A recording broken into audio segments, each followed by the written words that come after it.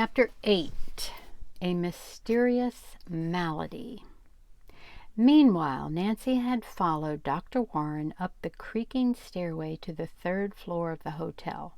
As the man paused at the doorway midway down the dark hall, she could not hide her uneasiness. "My dear, you really do distrust me," he said quietly. "No," Nancy denied, ashamed of her misgivings. "It's only that so many strange things have occurred. For instance, that note." "Note?" Nancy told him about the woman in the flowered dress who had slipped a message into her hand. "Who was this woman who informed you your father is not here?" the physician demanded. "I haven't the slightest idea." "I begin to understand your reluctance in believing me," said the doctor. Opening the door, he stood aside for Nancy to enter. "You are not walking into a trap," he added reassuringly. Nancy smiled at him and without hesitation crossed the threshold. Instantly her eyes focused upon a walnut bed which had been pulled up near the windows of the tiny, stuffy room. "Hello, Nancy," a weak but familiar voice greeted her. She ran to the bedside, grasping the hand of the pale, weak man who lay there. It was her father, all right, but so changed that his appearance shocked her. "Dad!" she cried, stooping to kiss his cold, damp forehead. "Oh, what has happened to you?" "So glad you came, Nancy," Mr. Drew murmured. He smiled at her, pressed her hand again, then closed his eyes as if in slumber. Badly frightened, Nancy turned questioning eyes upon the doctor. "Your father's case is most puzzling," he said in an undertone. "After he was found practically unconscious by one of the hotel maids, the manager called me here to examine him." "But how did my father get to this hotel, doctor?" Nancy asked. "By taxi, I was told. Apparently he was ill when he arrived. I've not asked many questions, for he insisted that he did not wish to talk about it until you came." "Why didn't someone get in touch with me sooner?" the girl demanded. The physician shrugged. "I wasn't called till this afternoon," he replied. "When your father asked to see you, I insisted upon the management calling you immediately." "Has he been in this drowsy state ever since the maid found him?"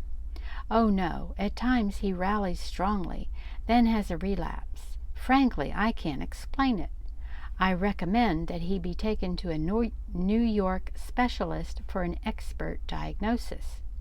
"We'll spare no expense in giving him the very best treatment," Nancy said quickly.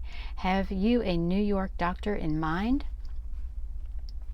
The name of the city seemed to arouse Mr. Drew. His eyes fluttered open, and he gazed quite steadily at Nancy as she knelt beside him. "New York," he muttered. "That's where I was." "Yes." Nancy jogged his memory and waited for the rest of the story. But Mr. Drew, though he seemed stronger, was not inclined to talk in front of the doctor. "I must talk to you alone," the lawyer said to his daughter. Dr. Warren picked up his black bag from the dresser. "If you need me, I can be reached by phone at Garfield 438, he told Nancy. "Your father may remain strong and able to talk for several hours. If he has another sinking spell, call me at once." "Of course," the girl nodded. She asked how much they owed for his services and paid him.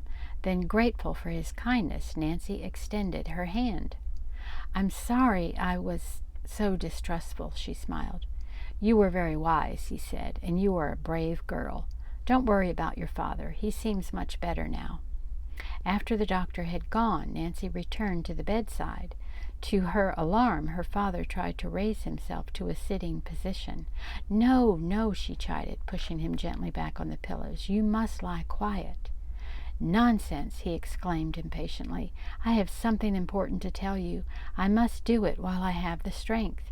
I asked you to come here alone because what I have to say is not for others to hear." "What is it, Dad?" Nancy bent closer, for his voice was almost inaudible. "You saw those men who cheated Mrs. Chantry?" Yes. Then I took the plane. We landed at a small airport about 10 miles up the shore. What happened after that? Started here by taxi, intending to phone you to drive over and get me. A woman who couldn't get a cab rode with me. A woman? Nancy inquired thoughtfully. Can you describe her? Stout, dark, not very talkative. Wore a big hat and veil. She left the cab at the outskirts of Fisher's Cove. Then where did you go? Can't remember much after that. I became sleepy and must have dozed off. When I came to, I was in this bed. Some time later, the doctor was called in. But this sickness is no mysterious malady, and I don't need any specialist to diagnose what is wrong with me. What do you mean, Dad? I'm convinced I was drugged. Drugged? Not by the woman who rode with you in the taxi. Probably by those two rascals I visited in New York. We had coffee together, and they may have given me a slow-acting sleeping powder. I recall when I told them I intended to prosecute to the limit unless they returned Mrs. Chantry's money. They left me alone for a while and went to another room to talk. When they returned, they were very arrogant. I also remember— Wait, Nancy interrupted the story. I think someone is at the door.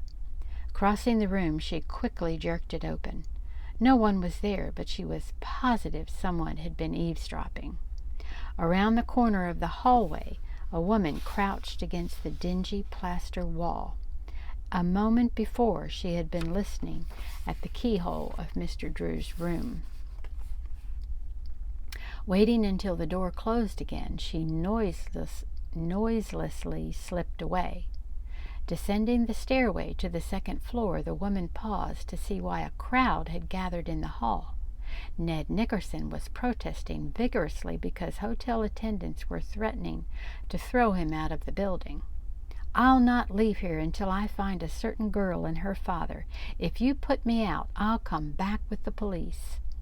Why didn't you say what you wanted? The hotel clerk asked. You didn't give me a chance. The woman, who had descended from the third floor, pushed her way through the crowd to address Ned in a clipped, slightly nasal foreign accent. You search for beautiful blonde head with eyes like the stars? Her eyes are blue, and she is pretty. Wearing the dress of white? Yes, you've seen her? She left the hotel long time past. She wait for Monsieur in the motor car, perhaps. I never thought of that, Ned exclaimed gratefully. Thanking the dark-eyed stranger, the young man made his way downstairs to the street. But when he reached Nancy's roadster, he did not find her waiting for him. For a while, Ned sat in the car, but as minutes elapsed and still Nancy did not arrive, he became increasingly worried and restless. Pacing slowly around the hotel, he stared up at the windows. I was a fool to come down, he thought, suspicion springing up again. I have a hunch that foreigner gave me a wrong tip. At this very moment, Nancy, in the third-floor room with her father, was trying to convince him that he should not get up and dress. In vain he argued that he felt strong enough to motor to Mrs. Chantry's home, or at least to another hotel. I'm glad you're feeling better, but I doubt that the doctor would want you to get up so soon, Nancy said dubiously. Why, you were practically unconscious when I arrived. Just seeing you has helped me a lot, Nancy. I'll tell you what I'll do, his daughter offered, stalling for time. Suppose I telephone Dr. Warren and ask his opinion. I also must settle your hotel bill. All right, but do hurry. I've had enough of this place. I'll be back as fast as I can.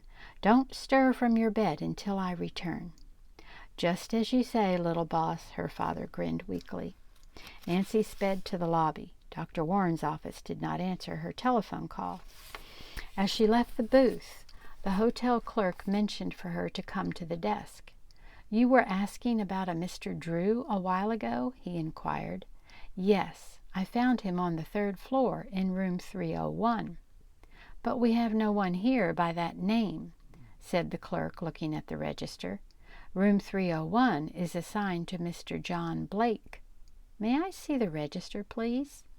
Reluctantly, the clerk pointed to an entry where a John Blake had registered for room 301. The handwriting was unfamiliar to Nancy. "This isn't my father's signature," she exclaimed. "Who brought him here?" The clerk shrugged. "That I can't say," he said with a sneer. "I wasn't on duty.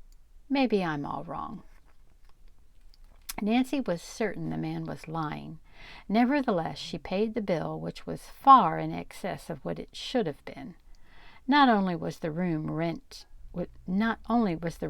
high, but many extra services had been tacked on, services she was convinced her father never had received. Making no protest, she tried once more without success to reach Dr. Warren by telephone. Failing, she climbed the stairs to tap on room 301. "It's Nancy," she called as Mr. Drew did not answer. The girl rapped again and spoke her father's name in a louder voice. Alarmed because there was no reply, she pushed open the door. "Oh!" she cried in dismay. The bed was empty and had been remade. Mr. Drew was not there. Nancy rushed to the closet, jerking open the door. Only a row of empty wire hangers greeted her gaze.